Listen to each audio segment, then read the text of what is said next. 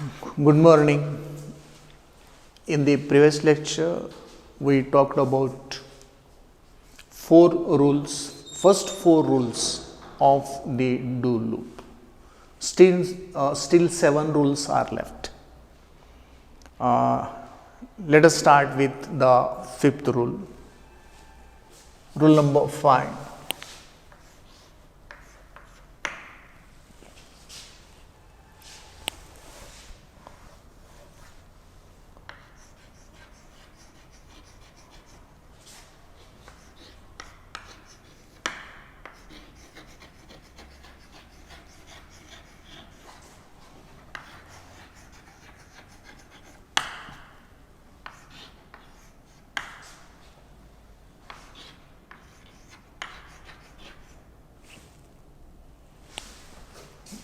This is the sixth one. Let me go to fifth one.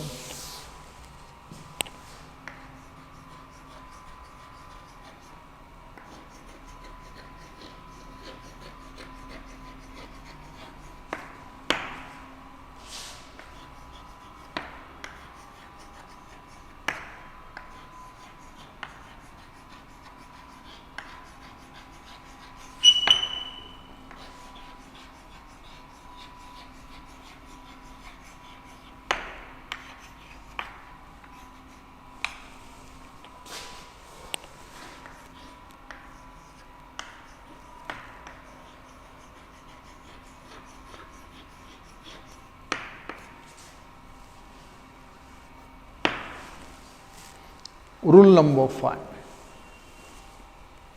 When increment in the running variable is 1, whenever you want to increase the running variable every time by 1, then V3 is omitted from the do loop.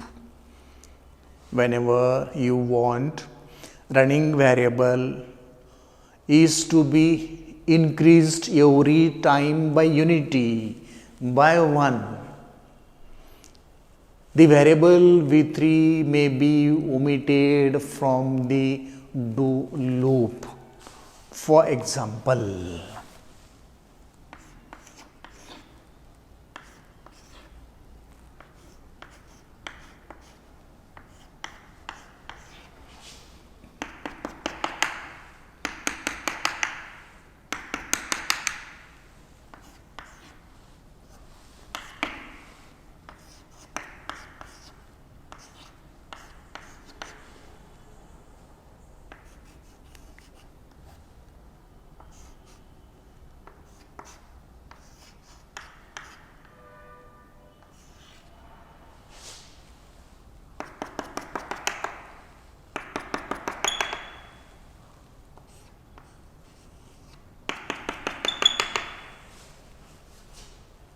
here I have written 2 examples.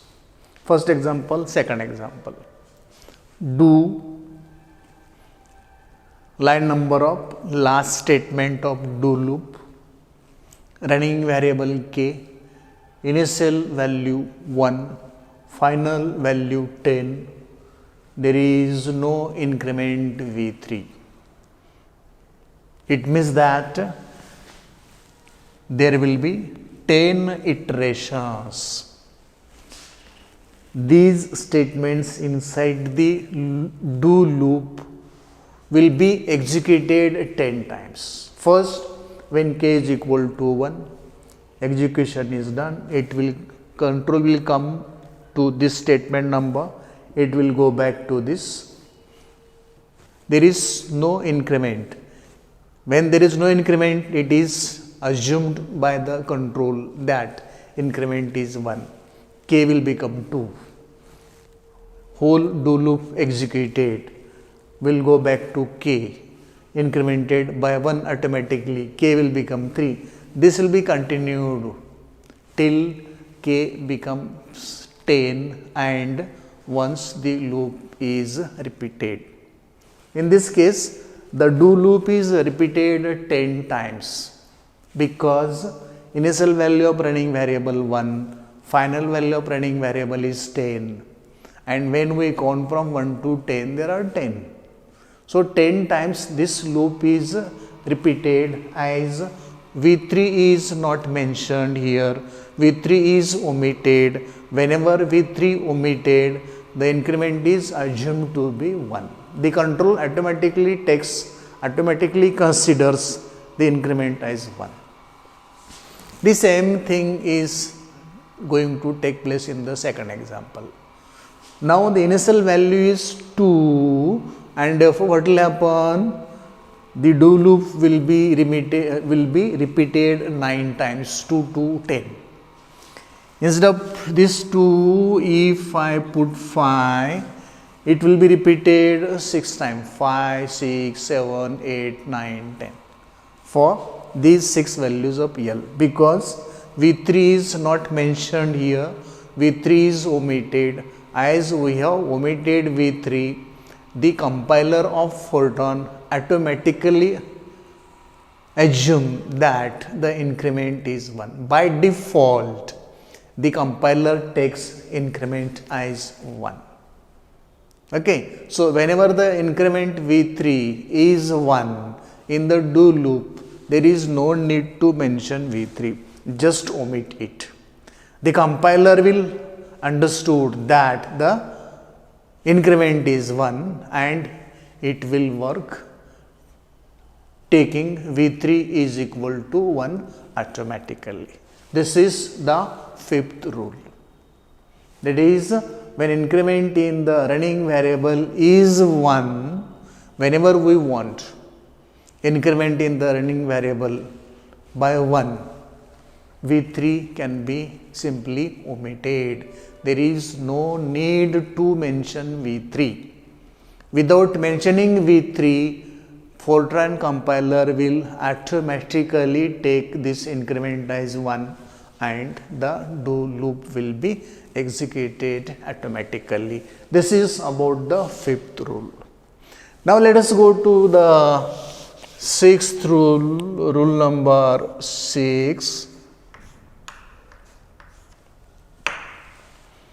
And rule number 6 is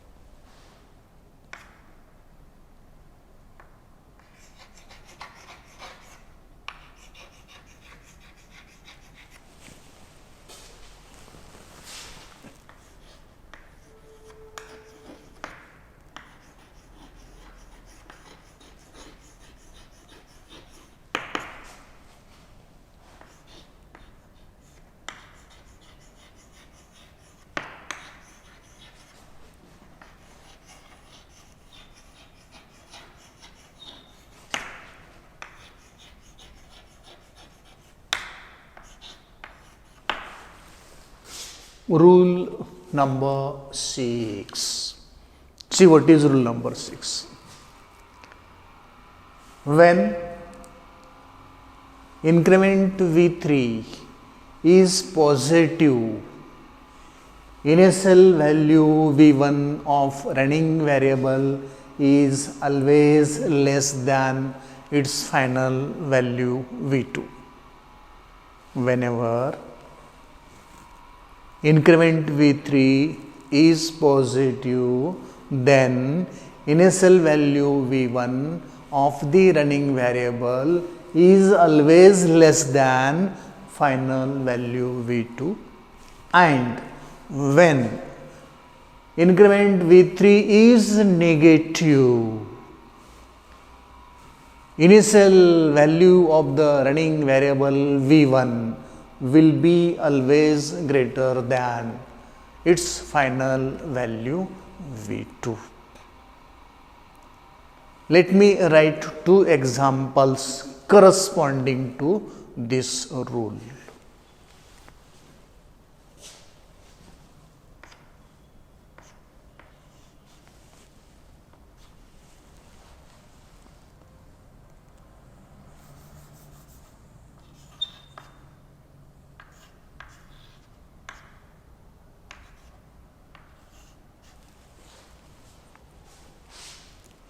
I have written here two examples corresponding to rule number 6. What these examples are? Do, line number of last statement of do loop, the running variable is equal to 1, 10, 2. First value of running variable is 1. One iteration completed, it will come back. Increment written here is 2. Second value of k will be 1 plus 2, 3. Once again iteration is completed, that is second times loop is completed. Control will come back to k. 3 plus 2, 5. Third time loop will be completed, and so on. How is this 2 here? This 2 is a positive increment. As this 2 is positive increment, initial value of the running variable V1, here 1, is smaller than final value of the running variable. So, this is always smaller than this if this is positive. Whenever this is positive, this thing will be always smaller than this thing. That is, whenever V3 is positive, V1 is always smaller than V2, which is shown in this do loop. Come to the second example. Do 15, statement number of last statement of do loop, L, running variable is equal to 50, 10, minus 2.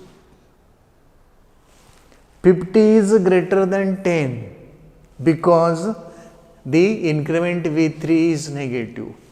L will take first value as 50, loop will be completed once. Increment is minus 2. Second value of L will be 50 minus 2, 48. Loop will be again completed once. Now, what is old value of L? 48. 48 minus 2, 46. Again, do loop is completed once. Control will come back to L. Old value of L is 46. Increment minus 2. 46 minus 2, 44. This way, the loop will be repeated till L becomes 10, because final value is 10. For 10, the loop will be executed one more time, and as loop is executed for the final value, after that the control will leave the loop. That is, whenever V3 is negative, V1 is always greater than V2. So, depending on demand of the task to be performed by the do loop, we can use this condition in the do loop, or we can use this condition in the do loop. We can use the do loop this way, or we can use the do loop this way. Do loop is used this way whenever there is increase in value of the running variable.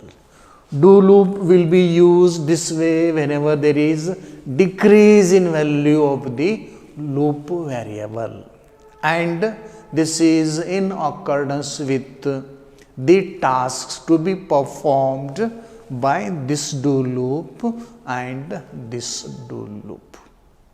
Okay, this is about the sixth rule, that is when V3 is positive, the increment V3 is positive, then the initial value V1 of the running variable is always less than its final value, and when the increment in the running variable V3 is negative, initial value V1 of the running variable will be always greater than the final value of the running variable V2. We have written two examples 1 and 2 which shows use of rule number 6. This is about rule number 6 of do loop. After rule number 6, let us go to rule number 7.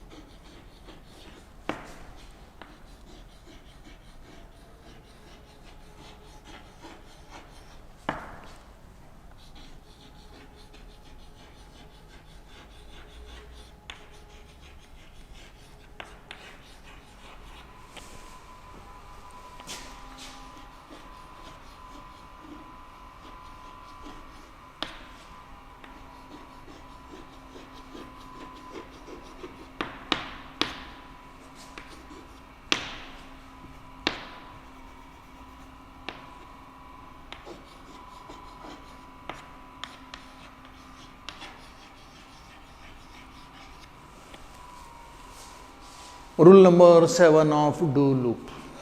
What is rule number 7? Value of running variable. What is running variable? V. Value of running variable V should not be altered within the do loop. Value to the running variable is provided by V1, V2. It will be changed in accordance with V3. Okay, so change of value of the running variable will be only decided in this statement here. Let me write one more example. Example number 1, example number 2, do 10k is equal to 10, 50, 5.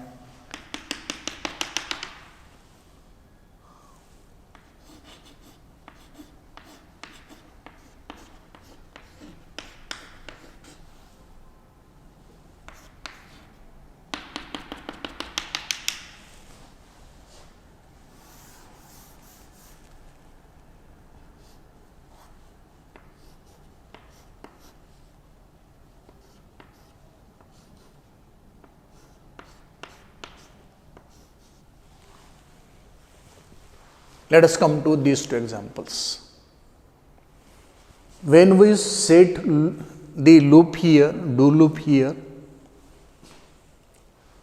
increment is 5, initial value 10, final value 50. Okay. Count number of repetitions. 10, 1 repetition. Okay. 15, second, 20, third, 25th, 4th, 35th, and so on. You can find the number of iterations. It is 50 minus 10 divided by 5 plus 2. This will be number of iterations. This will be number of times do loop is repeated. Here, initial value 50, final value 10, increment minus 2, okay, 50, 1, 48, 2, 46, 44, 42, 40, you have to count up to 10. These number of times the loop will be repeated. What I have done here? Inside the loop, I have changed the value of k. So, number of times the loop is going to be executed will be disturbed, will be altered, will be changed automatically as value of the running variable is altered, changed. Inside the do loop, the same thing will happen here. Here k is equal to 10 plus 2 taken is invalid. Here the value of L is, what is L? Running variable, altered, changed within the do loop. That will change number of iterations, that will change number of times the loop is going to be repeated, to be executed according to this condition. It will be automatically altered, automatically changed, and therefore the task decided here will not be completed. The task decided here will not be completed, and therefore this statement alters, alters or changes the number of times this loop is to be executed. Number of times this loop is to be executed is changed, altered by this statement, This statement alters or changes the value of loop variable inside the do loop. This statement does the same thing, alters or changes the value of loop variable inside the do loop.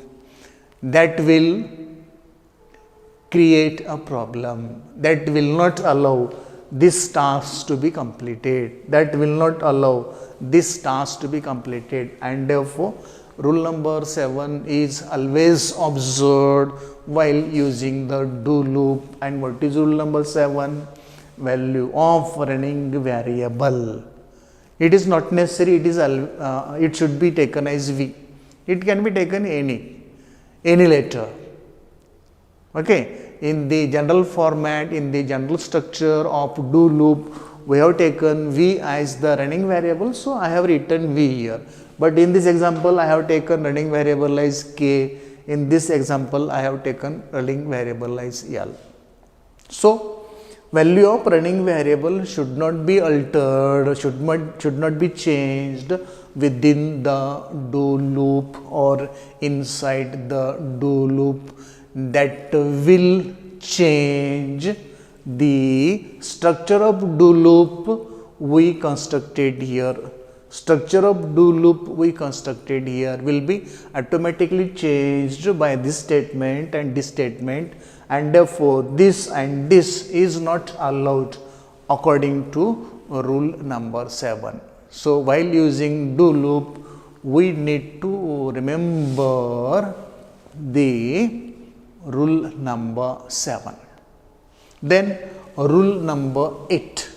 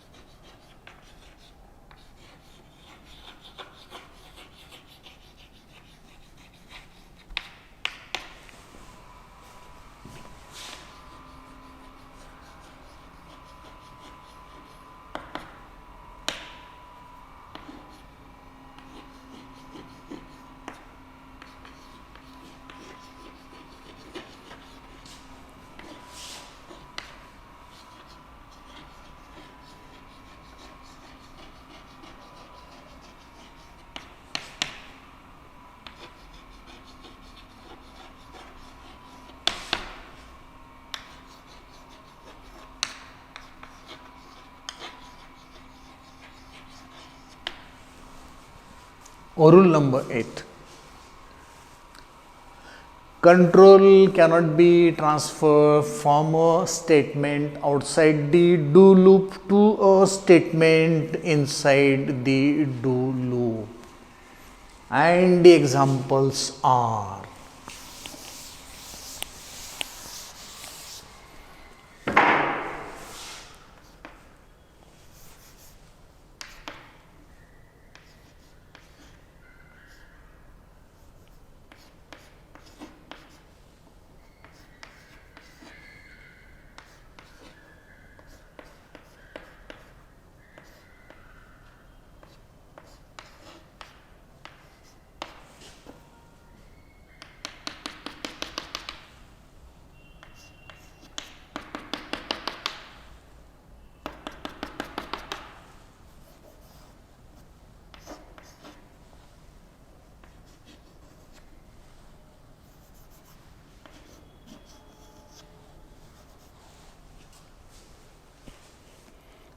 let us see the example.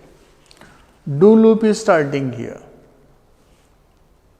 Last statement of do loop, running variable, initial value 1, final value 10, increment is 2. Initially running variable takes value 1, loop starts. When it comes to 5, what happens? This statement, which is outside the do loop, sends control somewhere here, go to 5.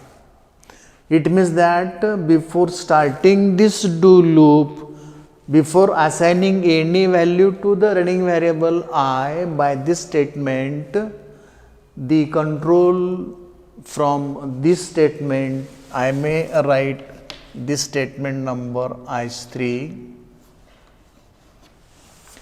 The control from statement number 3 is sent to statement number 5 without initializing the running variable in the do loop. That will alter, that will change functioning of the do loop. Outcome of the do loop will be wrong because this do loop is constructed to complete certain task. But this statement sends the control somewhere here inside the do loop without initialization of the variable I, and therefore outcome of such a type of do loop will come wrong and the task will not be completed. To avoid such mistakes, this rule is made, rule number 8 is made. And what is that? Control cannot be transferred from a statement outside the do loop to a statement inside the do loop. Okay. So, according to this rule, this type of example is wrong. You are not allowed to transfer the control from any statement outside the do loop to a statement inside the do loop, because it will cause malfunctioning of the do loop. Outcome of the do loop will be wrong. The task for which the do loop return, the do loop constructed, that task will not be completed because of such a type of transfer of the control, and therefore this rule should be strictly observed while using the do loop. This is about rule number 8 of do loop. Still 3 rules are left.